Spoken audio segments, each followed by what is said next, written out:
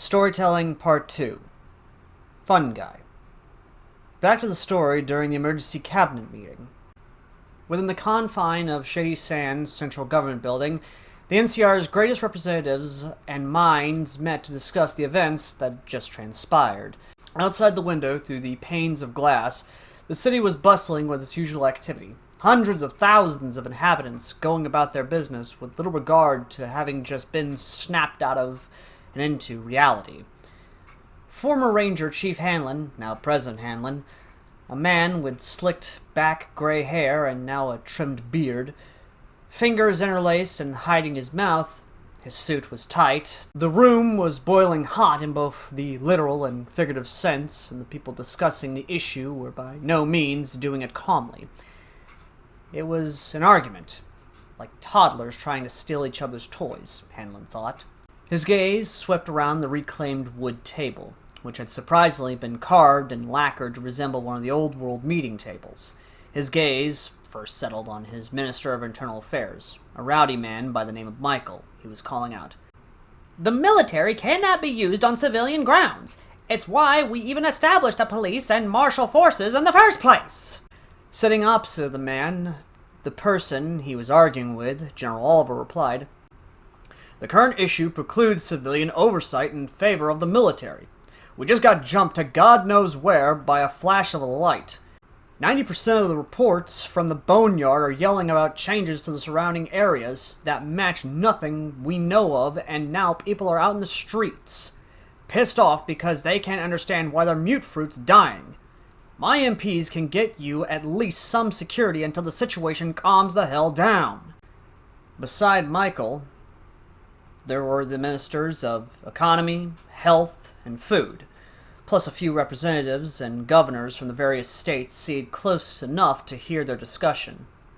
At the other end of the table, facing a mildly annoyed Hanlon and listening in on the discussions, was Christine Santangelo, a scarred young woman and wife of Veronica Santangelo, the woman in charge of the Western Brotherhood. She remained quiet, listening to the indignant arguments between military and civilian oversight committees, while chewing on something. Reports were that they'd found her wandering outside the Sierra Madre ghost city months after the courier had visited the place, and months after Hoover Dam. She'd been keeping the Madre secure, a job that now fell to the NCR's makeshift chemical, biological, radiological, and nuclear, or CBRN units. They'd been made specifically to deal with some of the most dangerous areas left in the wasteland. She cleared her throat, an audibly painful endeavor, then spoke, her smooth but low voice. "Gentlemen, we should wait for the courier to get his ass over here from his big empty visit before we make any further assumptions or argue pointlessly. The elder of the Brotherhood has already gone to the big empty with a platoon of paladins to guard him." Of course, referring to her wife, Veronica. "Anyone mind telling me why we're still paying those lunatic brainlets at the big empty?" the Minister of the Economy demanded, arms crossed to her chest. "It's a waste of goddamn funds." "We're not paying them," Christine clarified. "We're paying the workers supplying the site with raw material. Miners, truck drivers, chemical refiners, and the people who actively recycle the old technology and items we keep finding in ruins. The courier pays an extra tax from Vegas specifically for the big empty, too. He's in charge of the place." "And had he brought any fucking thing that's useful?" Oliver asked. Christine breathed a sigh, pinching the bridge of her nose. She replied, "Aside from the refined formulas used to tame Vault 22 and to grow crops that can sustain the new California Republic, you mean? Aside from the ability to repair and build new microfusion cells to fuel our more sophisticated armaments? Aside from allowing us to access the old satellite network in orbit? No, not much." Oliver wanted to reply, raising his hand, but he shut up when Hanlon cleared his throat. Leaning back into his seat, the elderly man began. "Head Paladin Santiago is right. Petty squabbles aren't going to get us anywhere. My call to the courier went through, so we'll get our answers as soon as he gets here." "Sir, with all due respect, we should deploy something to deal with the—" Oliver started, but Hanlon cut him off by raising his hand. The president told him, and we're not doing the military to deal with civilian issues. Talk to the representatives of the protesting groups, if there even are any. Hash something out to calm them down. But to do that, I need solid intel, not a gun pointing at our own people." Then he paused at the PA system on the table that rang. He leaned forward, tapped the button, then replied, "Go ahead." "The courier has just arrived, sir." A young woman, his secretary, replied. The entire table looked around, shocked at how promptly the courier was. Hanlon didn't waste time, giving a quick verbal confirmation to send the man up. While the argument resumed, much to his and Christine's chagrin, the sound of footsteps drew ever closer. The main doors to the meeting room, 2 large wooden doors reclaimed from some of the boneyard's least damaged buildings, swung open, revealing a man under the escort of some of the NCR's finest troops. He wore his own battered ranger armor, painted with several markings, including a faux bullet hole where the 2 rounds that had once struck his head had hit. He took off his helmet, revealing his calm smile, then said, "Ladies and gentlemen," he cut himself off, looking at Hanlon. "Sorry, Mr. President. I came as fast as I could from the big mountain." And he saw everyone's gazes fall upon him. Hanlon smiled, as did Christine, though the latter seemed a lot more jubilant to see her old pal from the Sierra Madre. She lifted up a balled fist that the courier bumped with his own in a sign of friendship. "You were fast. What, did the big mountain jars do something right this time with the teleportation tech?" she jabbed, causing the man to snort. His usual amused expression, however, settled into a slightly concerned one. He nodded. "I'm going to have to say yes to that, sadly," causing everyone to gasp. He raised his hand and said, "Before anyone gets excited, folks, let me tell you the tech is barely usable. It eats up so much power, trying to teleport just one person, it's not even worth it. But at least I got up here in the time to tell you that. That tech, or first mishap, born out of Mobius's crossing a wire with it, it's exactly what the cause of our current predicament." "What do you mean? What current predicament?" General Oliver, ever his militaristic self, inquired, as his mind began to prep and process contingency plans. "We understand there's a few more buildings around the boneyard now, but that isn't anything out of the ordinary, considering the archaeological finds aren't that rare in the old Great Desert." The courier sighed, asking the general, "We already have scout teams deployed, right?" Only to receive a nod from the man. The courier rolled his eyes. "For anyone who's even a little bit into technology, those sats up there, an entire web of hundreds of them, they aren't old world ones. Not pre-war." Then he pointed up with the flourish of a man trying to emphasize a point. "Add upon that the greenery I saw around fucking Big Mountain when I went to scout out."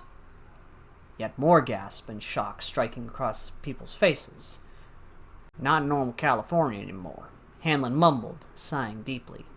The courier nodded, then said, "We're all studying the stuff. Pretty sure, but the docs assured me that they'll come up with some sort of explanation for this in the coming days.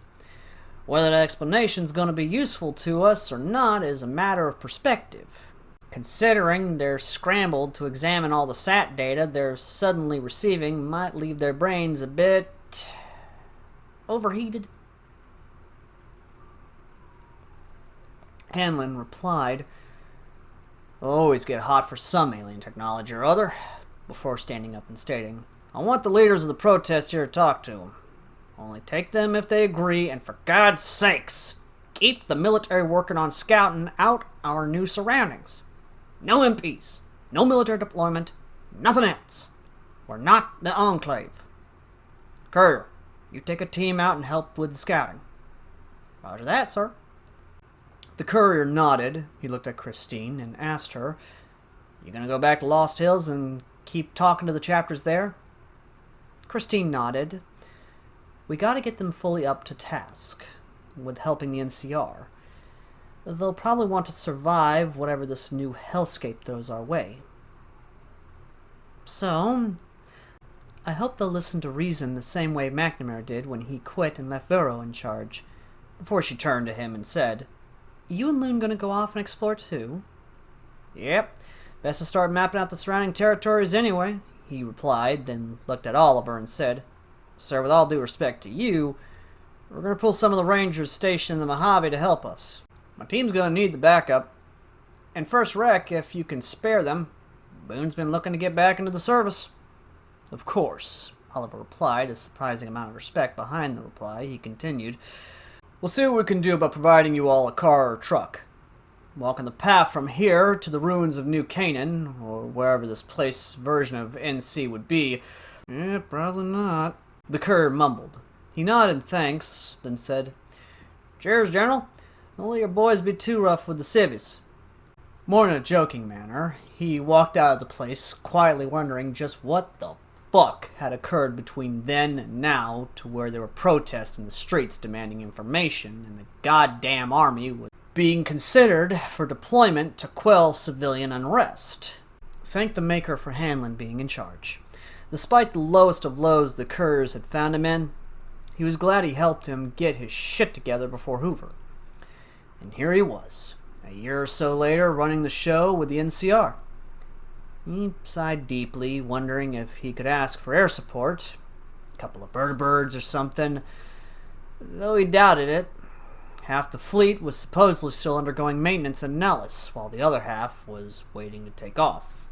Speaking of, he didn't have time to check on Nellis. Loyal and Company did send out jubilant, but barely understood messages about the Air Force Base having gotten a few new massive buildings or something.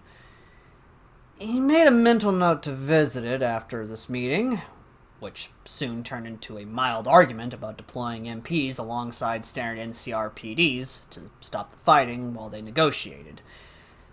He sighed, knowing damn well he'd be the one to be asked to go and negotiate with the folks. As usual. Outskirts of Azalea, New California Republic territories, around the same time as the presidential meeting. The township of Azalea had been one of the pre-war hubs for the California National Guard.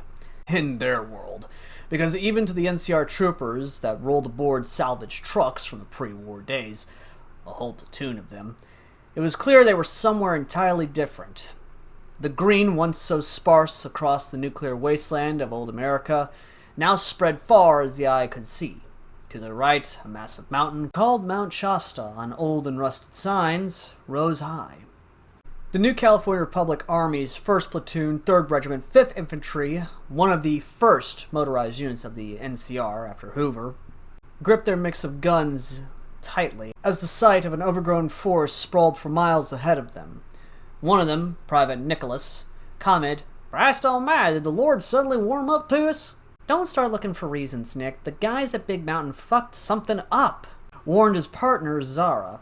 She watched the 3rd member of their 30-man platoon check the radio pack he was carrying, his hands dancing over the knobs and straightening the antenna out to ensure proper signal strength. He tested it by tapping the mic button twice and receiving only a slight chirp of static.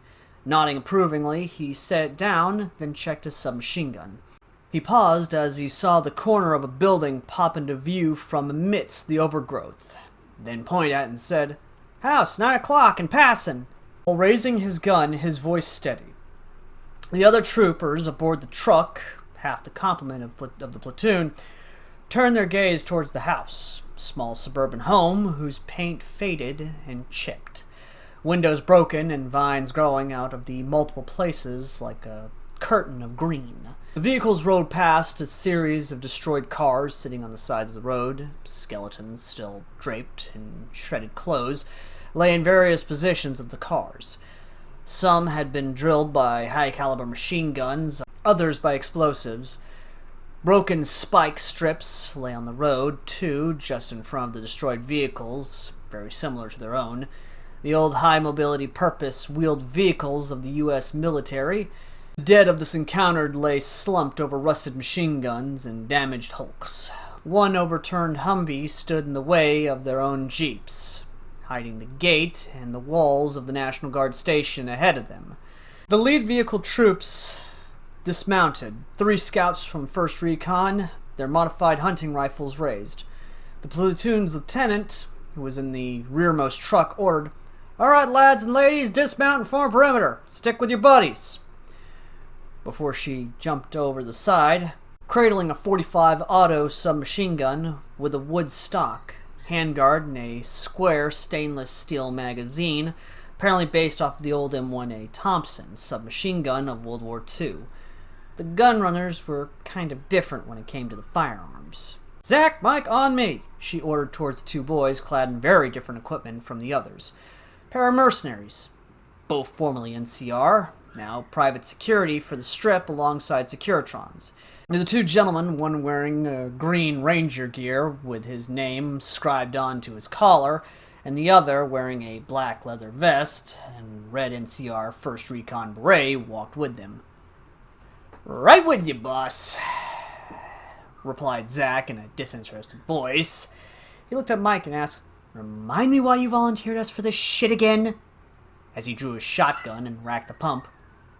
"I was supposed to go on a date with Cass like 2 hours ago." Before he noticed several of the damaged houses, destroyed vehicles, and even corpses around them. Mike shrugged, replied lackadaisically, "I wanted to get us out of the Strip after so long. Didn't really want to see Securitrons meandering about either," as he drew his own marksman's rifle, an extended version of the carbines they found throughout the entire Old Waste. His gaze locked on to the reinforced but damaged gate of the wall separating them from whatever military compound was in this weird little town. Or, well, ghost town. Why was there even a National Guard station here? Like, what was its purpose? And how did the NCR even run into it in the first place? None of that felt like I was going to get an easy answer, Zach thought. As the platoons marched forward toward and through the pile-up near the gate, entering what looked to be a military safe zone. Graffiti stained on the walls, stating, as clear as day, "Fuck Fedra. Bastards left us to die." And all around, piles of rotting body bags. Who was Fedra? Nobody knew. Broken store windows, bullet holes in the walls, and spent brass casings that were also fading into nothing lay on the floor. One trooper's boot lightly touching a tube and moving it, almost imperceptible clank. Around them, birds chirped and squirrels chittered.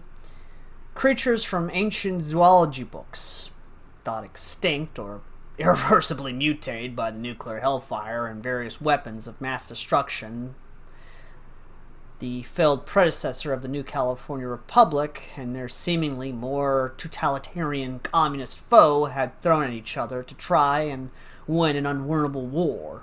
One squirrel approached Zach, looking up at him, tilting its head as its bushy tail moved with the wind.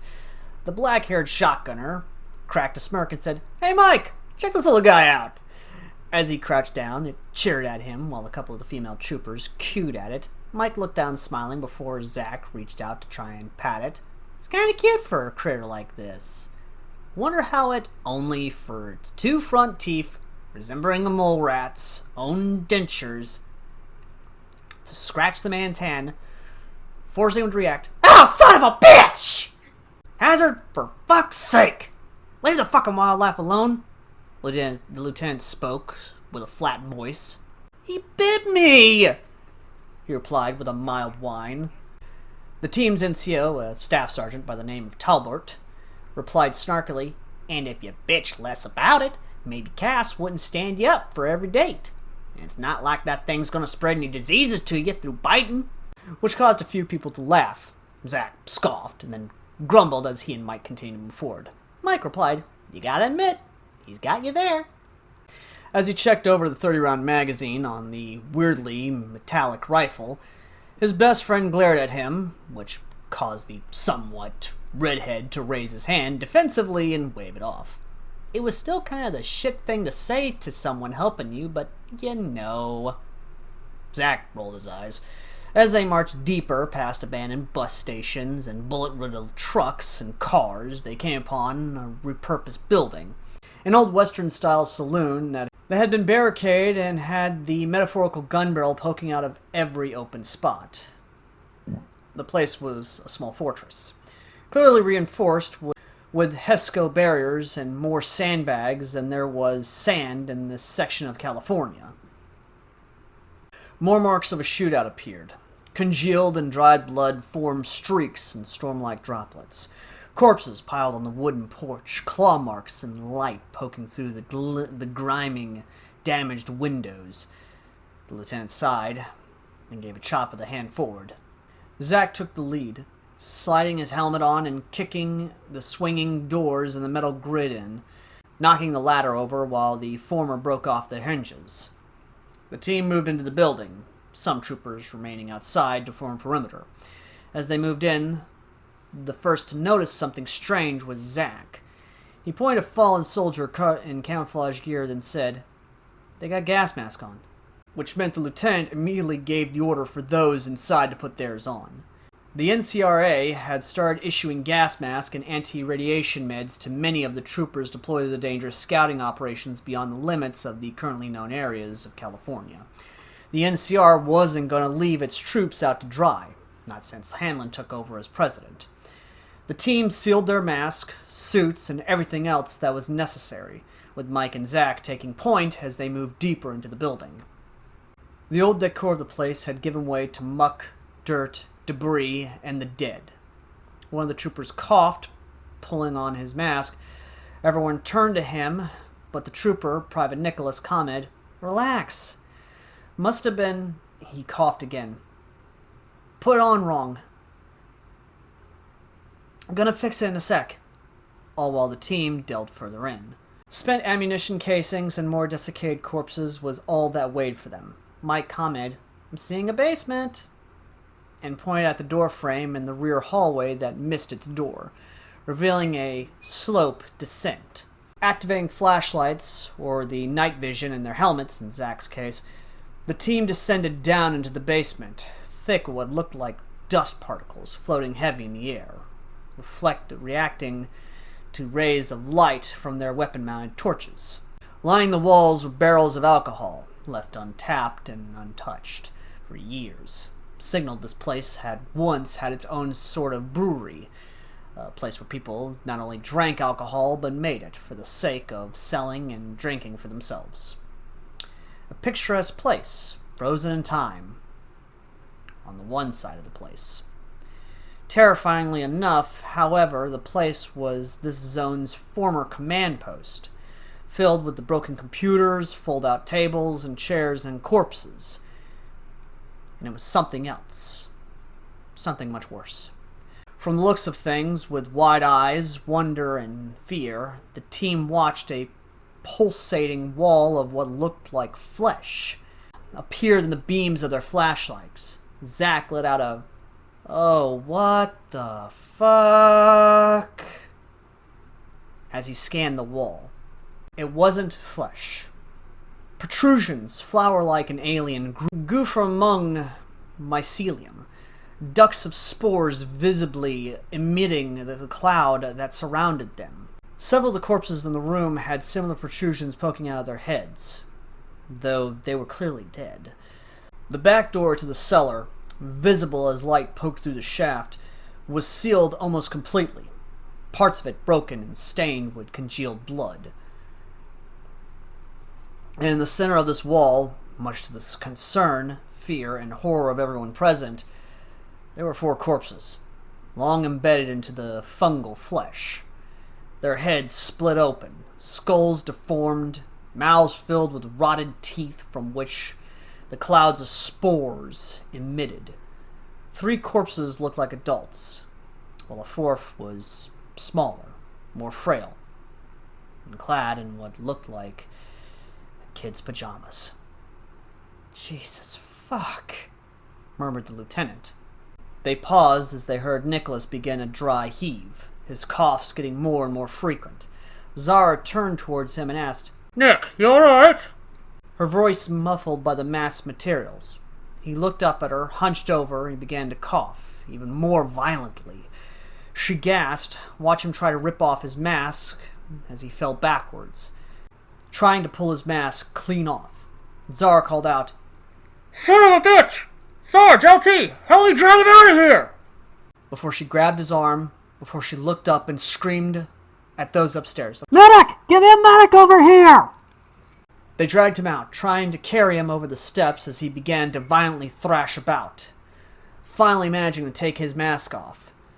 The lieutenant caught it, examining it, as they dragged him up to a medic outside of the pub and on the ground in front of it. He reaved, screaming, his voice growing more and more hoarse as he clawed at his neck. Nick, for fuck's sake, stay with me!" As she tried to hold him down for a medic to administer a stim pack. Nick's face contorted, twitching, skin growing pale as his veins began to bulge. His eyes turned bloodshot, irises turning an unnatural yellow from the mixture of blood and whatever the fuck he might have inhaled. Zach and Mike, meanwhile, watched the man thrash about, voice turning to sandpaper as blood spewed from his nose and mouth. Zach mumbled, "Jesus Christ," before noticing some of the dead around the outpost. Though its skin sloughed off its form, he could see the faint traces of a bite mark, lined by fungal growth. He gasped, drew his Colt 1911, and tore towards the man, being helped before yelling, "Get the fuck away from him!" Zara turned towards Zach, letting go of her partner for 1 second. And Nicholas sprung up like a cold spring, jaw wide open, gargled, screaming, ripping from his throat. Without hesitation, Zach pushed up, pinned the man down with his boot, and put 3 shots of .45 ACP into the man's skull, splattering it in a very sickly-looking blood on the ground. All 3 shots rang loudly in the valley. Zara took a step back, stunned, feeling the side of her neck before Zach asked, "You bit?" He knelt beside her, checking her neck. Not even a scratch he saw, making him sigh in relief. He turned and saw NCR troopers pointing rifles at him while Zara began to weep before he stated, Whoa, wait the fuck a minute!" The lieutenant whistled, forcing everyone to turn around, before demanding, "Lower your guns, and you, Hazard, better have a good fucking explanation for why you just turned one of my boys' heads into a nice, fresh stain on the floor." "Look, I'm not the smartest motherfucker alive, I'll admit it." Zach started, then looked at the corpse and noticed the cilia of the infection poking out from the wound. "But that ain't normal. What we saw in the basement? The corpses around us? Some of them have bite marks, but most look the same as the corpses we just saw embedded in the wall of the mushrooms down there. Nicholas Mass probably had the bad seal. He inhaled the spores." Then he tilted his head and said, "And he went feral. This is some kind of fungal infection. Turns people into some kind of new feral ghouls, and I think we just..." Only to pause as the area around them echoed with screams. Hundreds of them, as he swore quietly, fuck," before saying aloud, "We just rang the dinner bell." "Ah, shit," the lieutenant mumbled. "Form perimeter!"